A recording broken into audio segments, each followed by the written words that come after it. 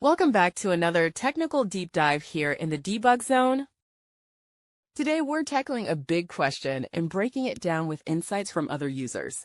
Hopefully this clears up some misconceptions and helps you get the answer you need. So buckle up, stay a little curious, and let's jump right in.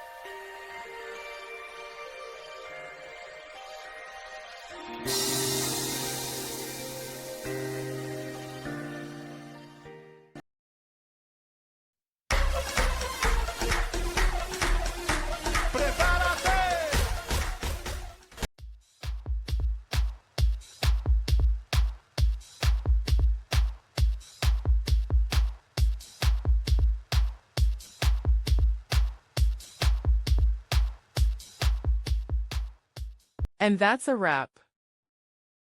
I hope you found the answer you were looking for. If you did, take a second to hit that subscribe button. It really helps out. And let me know in the comments which solution worked best for you. See you next time in the debug zone.